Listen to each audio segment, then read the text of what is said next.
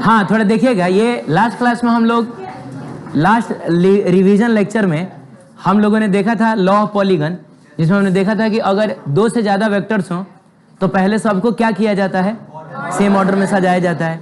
तो इस फोटो को मैंने दोबारा बनाया। अब बी को उठा के लेके जाएंगे हम ए के हेड पे, सी को उठा के लेके जाएंगे बी के हेड पे, डी को उठा के लेके जाएंगे सी के हेड पे। तो बोलेंगे ना कि ये और ये चारों सेम ऑर्डर में है। तो उसके बाद पहले वाले के टेल को आखिरी वाले के हेड से मिला देते थे और हम कहते थे कि इन सब को जोड़ने से हमको यही मिलेगा। यानी कि जब हम a प्लस क्या करेंगे बताइए, हाँ a plus B plus C plus d करेंगे तो हमको यही ना मिलेगा r। और फिर हमने ये भी देखा था कि जैसे मान लीजिए यहाँ 5 है, बोलो अब इनको तुम अगर सब सेम ऑर्डर में सजाओगे ना तो b को ले जाओगे a के हेड पे, c को ले जाओगे b के हेड पे, d को ले जाओगे c के हेड पे, e को ले जाओगे d के हेड पे। यानी जब सबको तुम सेम ऑर्डर में सजाओगे तो जहां से पहुंचे हो फिर वहीं पे पहुंच जाओगे। तो इसका मतलब हुआ कि इन सब का एडिशन कितना आएगा, 0 आएगा। देख लिए थे ना हम लोग ये सब, a plus B plus C plus D plus E बराबर कितना आ जाएगा, 0 वेक्टर आ जाएगा। क्लियर है। फिर उसके बाद हम लोगों ने ये सब तो खैर मैंने बता दिया था, ये सब ठीक है। मैंने आपको ये बताया था कि अगर कभी आपको कोई ऐसा वेक्टर मिले जिसमें 3 वेक्टर्स को जोड़ के इसको बनाया गया है, याद है? तो मैंने एक ऐसा क्यूबॉइड टाइप का बनाया था।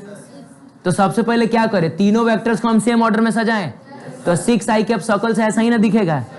मैग्नीट्यूड में होगा 6 और डायरेक्शन किधर होगा, एक्स एक्सिस की तरह। बोलो 3j कैप, तो j कैप इस्तेमाल होता है y एक्सिस के लिए ना, तो मैग्नीट्यूड में होगा 3 और डायरेक्शन होगा y एक्सिस की तरफ। तो ऐसा ही ना होगा, यही तो होगा हमारा 3j कैप।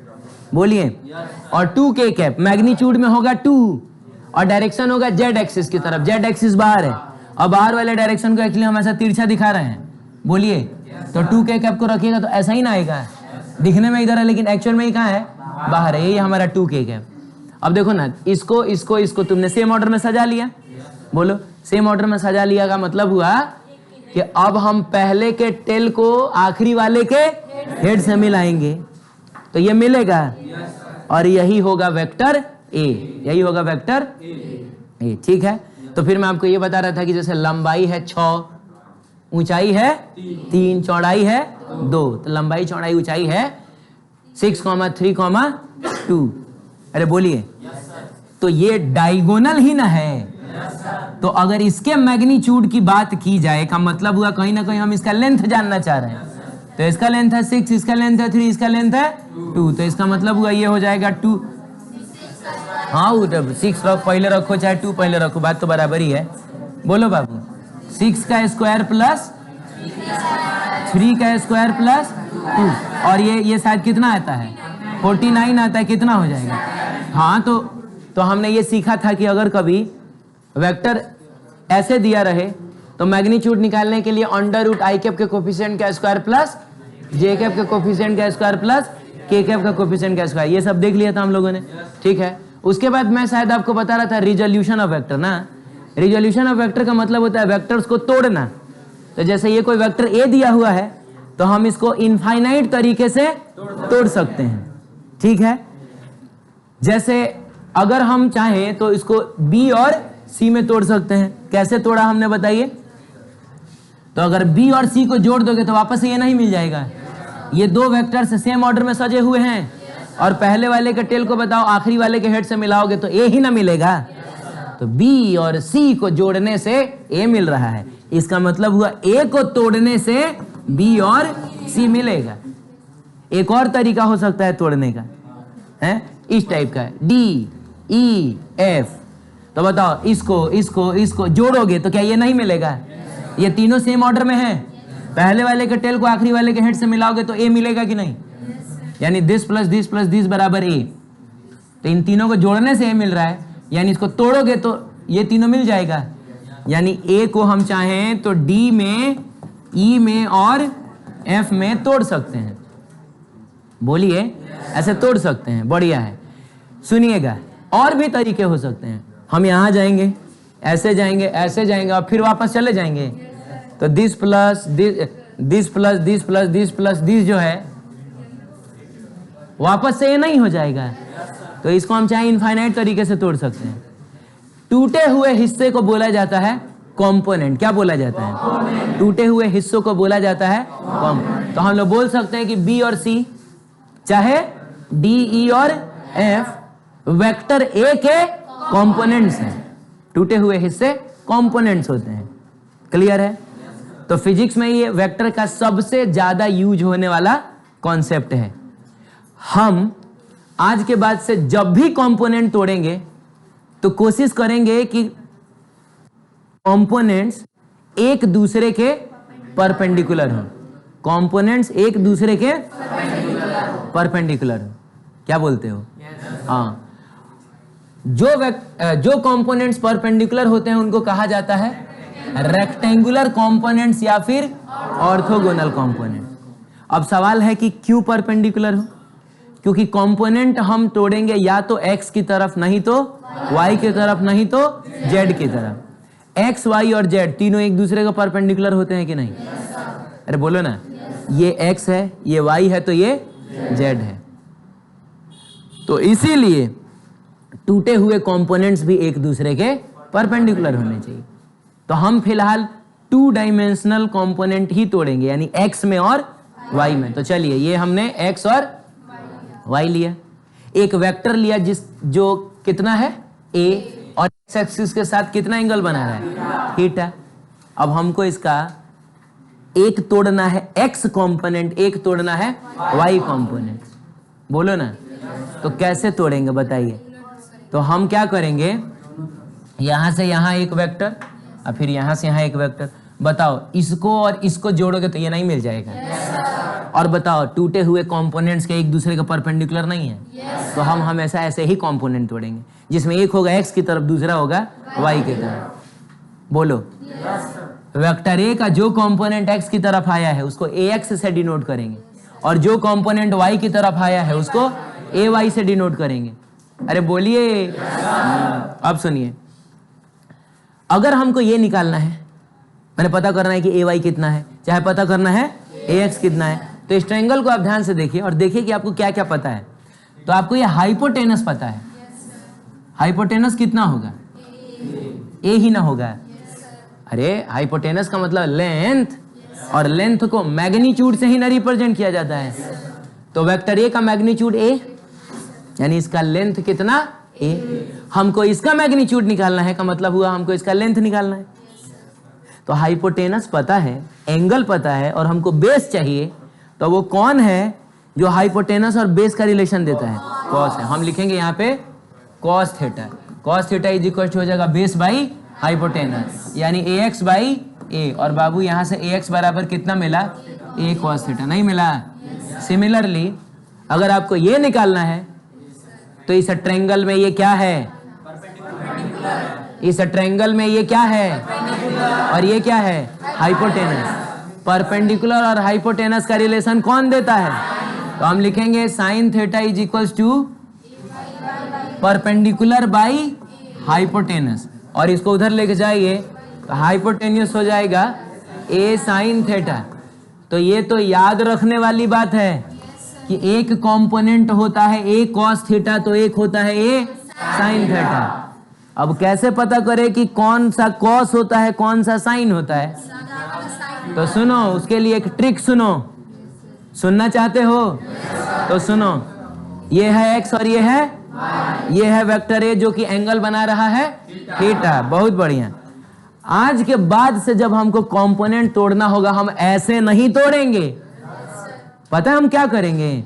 अगर x कंपोनेंट तोड़ना है ना, तो इसके टिप से x पे एक परपेंडिकुलर ड्रॉ करके ओरिजिन को उस फुट ऑफ परपेंडिकुलर से मिला देंगे और इसी को बोलेंगे ax। तो क्या फर्क पड़ता है? पिछली बार भी तो यही ना ax था, अब की बार भी यही ax है। लेकिन जब हमको y कंपोनेंट तोड़ना होगा, सेम काम होगा। कहां? y एक्सिस के लिए हम y एक्सिस पे परपेंडिकुलर ड्रॉ करेंगे और फिर हम इसको यहां से, इसी को बोला जाएगा ay। हे भगवान। अरे पिछली बार भी यही था ये भाई, बस पिछली बार यहाँ ना हो गया, यहाँ था, देखो ना यहाँ था। अरे यार अब की बार वो यहाँ है। पिछली बार हमने लॉ ऑफ ट्रायंगल फॉलो किया था, अब की बार हम लोग लॉ ऑफ पैरेललोग्राम फॉलो करें। समझ में आ रहा है?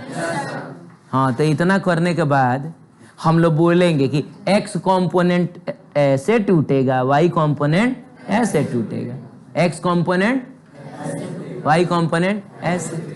अब इसमें देखो हम दो काम कर रहे हैं। x कंपोनेंट तोड़ने के लिए थीटा की तरफ न घूम रहे हैं। थीटा आपको नहीं लग रहा है आपके हाथ से पूरा ऐसे,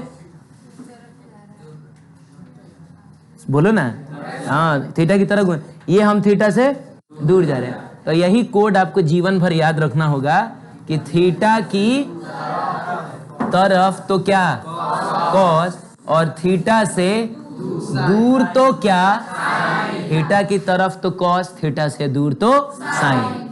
बोलो।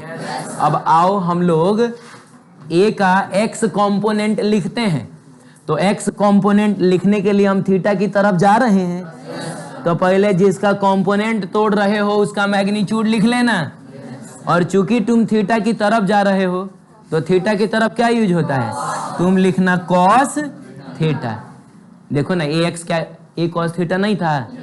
सिमिलरली बाबू अगर हमको ए वाई लिखना है, बोलो, तो ए वाई के लिए हम थीटा से दूर ना जा रहे हैं, तो जिसका कंपोनेंट तोड़ रहे हैं उसका मैग्नीट्यूड तो लिखेंगे ही, लेकिन हम थीटा से दूर जा रहे हैं तो हम लोग क्या लिखेंगे, साइन थीटा। ठीक है। और आप देखिए ए वाई ए साइन थीटा आया भी था, आया था ना। आगे बढ़ सकते हैं, याद कर लिए थीटा की तरफ तो क्या, थीटा से दूर तो, बहुत बढ़िया। आगे बढ़ते, एक क्वेश्चन दिया हुआ है, बोल रहा है एक फोर्स है, इसका एक्स और वाई कंपोनेंट तोड़ो। तो एक्स कंपोनेंट तोड़ने के लिए सबसे पहले हम एक्स पर परपेंडिकुलर ड्रॉ करेंगे, यही ना होगा एफ का एक्स कंपोनेंट। हाँ, वाई कंपोनेंट तोड़ने के लिए हम वाई पे परपेंडिकुलर ड्रॉ करेंगे, यही ना होगा एफ का वाई कंपोनेंट। चलिए एक चीज और मैं आपको बता दूं कि अगर ये 3 4 5 होता है तो 3 के सामने वाला 37, 4 के सामने वाला 53 होता है। ये बात याद रखिएगा।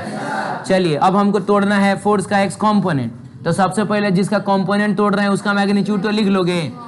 और एक्स कंपोनेंट तोड़ने के लिए 37 की तरफ घूम रहे हो, हेलो 37 की क्या लिखोगे, जिसकी तरफ घूमते हैं कॉस लिखते हैं। और तुम इस ट्रायंगल को देखो और बताओ जल्दी, कॉस 37 कितना होगा, बेस बाई हाइपोटेनस।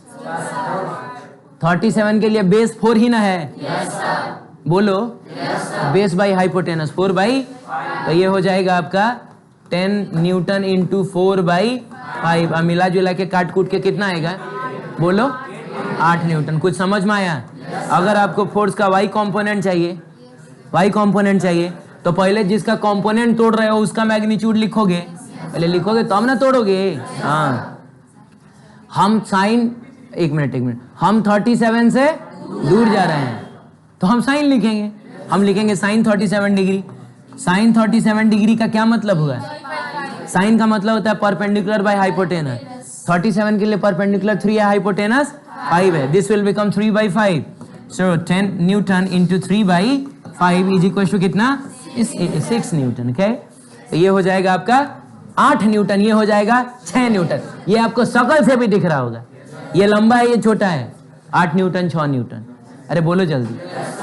ठीक है, अब सुनो,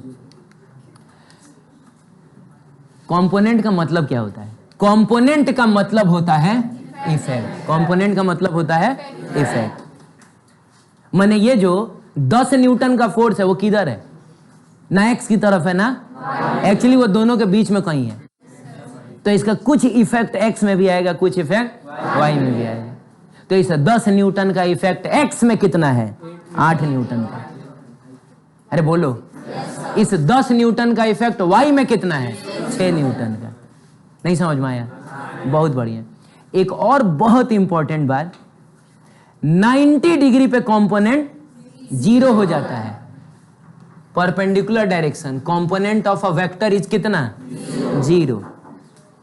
90 डिग्री पे वेक्टर का इफेक्ट 0 हो जाता है। इसको मैंने एग्जांपल से ऐसे समझाया है, पेन को छोड़ा गया, कहाँ गया, क्यों गया, ग्रेविटेशनल फोर्स की वजह से गया। ग्रेविटेशनल फोर्स कहाँ लगता है? नीचे। इसके पास नीचे जाने की आजादी थी, इसीलिए चला गया। लेकिन जब मैंने इस पेन को यहां रखा है, से कहां रखा है? यहां रखा है, जा रहा है नीचे। क्यों? क्या ग्रेविटेशनल फोर्स नहीं लग रहा है? लग रहा है, लेकिन नीचे जाने की आजादी मैंने रोक के रखा है। इसके पास पता है किस डायरेक्शन में मूव करने की आजादी है? इसके पास इस डायरेक्शन में मूव करने की आजादी, इस डायरेक्शन में। तो काहे नहीं मूव कर रहा है? एक मिनट, नहीं, इस डायरेक्शन में मैंने कहां रोक के रखा है? अब आप धक्का दीजिएगा, मूव करेगा ये। इसलिए मूव नहीं कर रहा है क्योंकि इसको मूव कराने वाला ग्रेविटेशनल फोर्स कहां लग रहा है? नीचे लग रहा है। और 90 डिग्री पे कंपोनेंट कितना होता है? इसका इफेक्ट 90 डिग्री तक आते आते कितना हो जाएगा? 0 हो जाएगा। एक मिनट में बता दूं, जैसे मान लीजिए कोई वेक्टर है ऐसा, और आपको कंपोनेंट कहां तोड़ना है? 90 डिग्री पे ना तोड़ना है, यानी आपको टोटल कितना घूमना है? 90 डिग्री। तो आप क्या लिखिएगा? a cos 90 डिग्री लिखिएगा। एंड cos 90 कितना होता है? cos 90 कितना होता है? नहीं हो गया 0? हाँ बाबू, तो सुनो एक मिनट। इसको मूव कराने वाला फोर्स कहाँ? जल्दी बोल। नीचे। नीचे मूव करने की आजादी है इस डायरेक्शन में। फोर्स लग रहा है वर्टिकल, मूव करने की आजादी है हॉरिजॉन्टल। तो आप जानते हैं ना, 90 डिग्री पे वेक्टर का कंपोनेंट 0, 90 डिग्री पे वेक्टर का इफेक्ट। तो चूंकि ग्रेविटेशनल फोर्स का इस डायरेक्शन में कोई इफेक्ट ही नहीं है, तो कहां से मूव करेगा ये? लेकिन जब मैंने इसको थोड़ा, अरे थोड़ा सा मैंने इसको क्या किया? तिरछा किया। अब ये क्यों मूव करने लगा? अब ये क्यों मूव कर रहा है? पता है काहे? काहे कि इसको मूव कराने वाला ग्रेविटेशनल फोर्स कहाँ लग रहा है? वो तो नीचे लगेगा, लेकिन अब ये 90 डिग्री से कम ना हो गया, यानी कुछ ना कुछ इफेक्ट आ जाएगा। इस ग्रेविटेशनल फोर्स का कुछ ना कुछ इफेक्ट आ जाएगा, और वही इफेक्ट इसको खींच के ले जा रहा था। हे भगवान, आप समझ रहे हैं? 90 डिग्री पे इफेक्ट कितना होता है? 0 होता है। क्लियर है? चलिए आखिरी टॉपिक, पोजीशन। क्या बात है। ठीक है, जाओ तुम लोग 5-10 मिनट।